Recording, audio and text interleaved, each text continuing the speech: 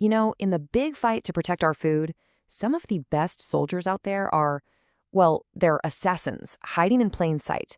Today, we're going to pull back the curtain on one of nature's most clever champions, the mealybug destroyer. So let me ask you this. What if an assassin looked exactly like its victim?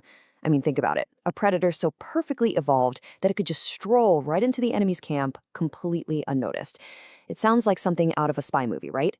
But in the tiny world of insects, this is a very real and, frankly, a brilliant strategy for survival. And here it is. Take a look at this. This perfectly shows what I'm talking about. Now, what you're seeing here, that's not a mealybug.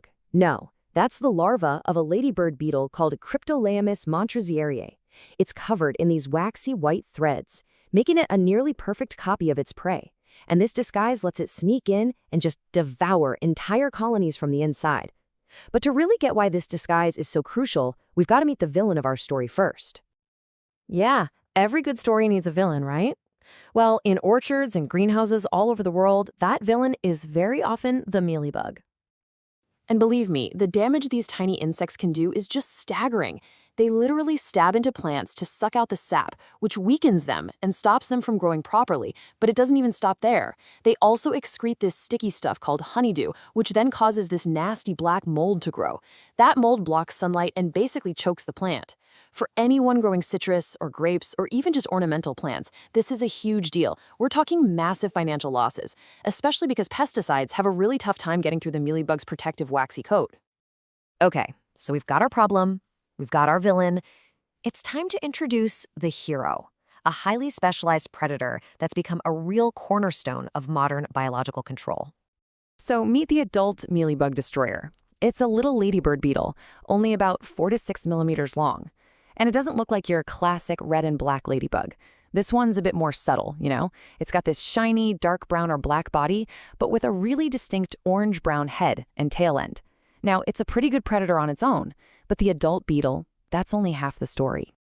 I mean, with common names like the mealybug destroyer or the mealybug ladybird, there's really no question about what this bug does for a living. Its scientific name is Cryptolaemus montrosieri, and yeah, it's from the same family as all the other ladybugs. But this particular species, it has a very special superpower. Because the beetle's real power, its secret weapon, it's not found in the adult. No, it's in its youth. It's when it's young that it pulls off one of nature's most incredible acts of deception. As Professor Santi Longo explains it, the larvae are covered in these wild-looking white waxy filaments. Now, this coating does two things. First, it helps protect them from ants, because ants often act like bodyguards for mealybugs to get their honeydew.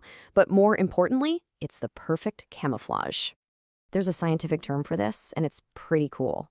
It's called aggressive mimicry. It's this strategy where a predator evolves to look just like a harmless species, so it can get super close to its prey. The mealybug destroyer larva is the ultimate wolf in sheep's clothing. It just wanders through the mealybug colonies without anyone suspecting a thing, gobbling up eggs and nymphs as it goes. So if you were looking really closely, how could you tell them apart? Well, here's the tale of the tape. The predator larva gets way bigger and it moves a lot faster.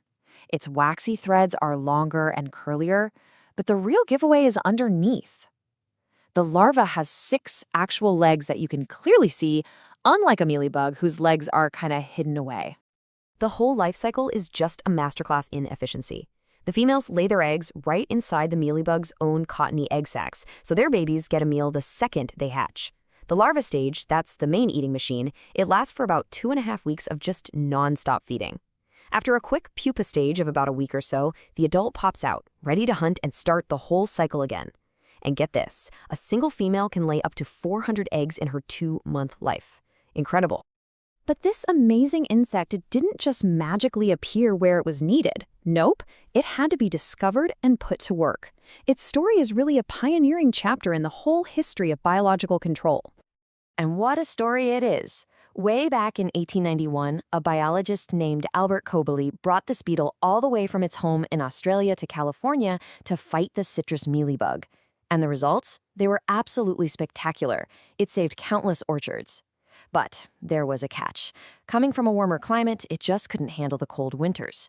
Still, its success was so huge that it's now been introduced to over 60 countries. It's become a global mercenary in the war on pests. So, how is this tiny mercenary being used today? Let's take a look at its modern legacy in the world of sustainable agriculture. 250. Just let that number sink in. That's how many small mealybugs a single larva can eat while it's growing. It is an absolutely voracious predator. So today, growers use the mealybug destroyer in these programs where they release them seasonally, especially in greenhouses or to attack really dense hotspots of mealybugs.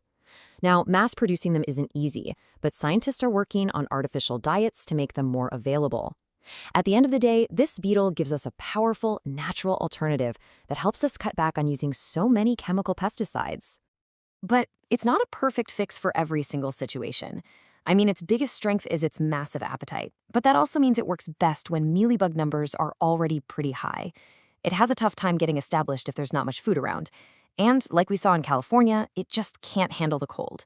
Its development basically stops below 17 degrees Celsius, that's about 63 Fahrenheit. So in a lot of places, growers have to re-release them every single year. The story of the mealybug destroyer is just such a powerful reminder to look to nature for solutions. It shows us that for so many of our biggest challenges in agriculture, the answer might already be out there, perfectly evolved for the job. And it really leaves you with one final thought, right? In a world that is desperately trying to rely less on chemicals, what other tiny disguised heroes are just waiting for us to find them?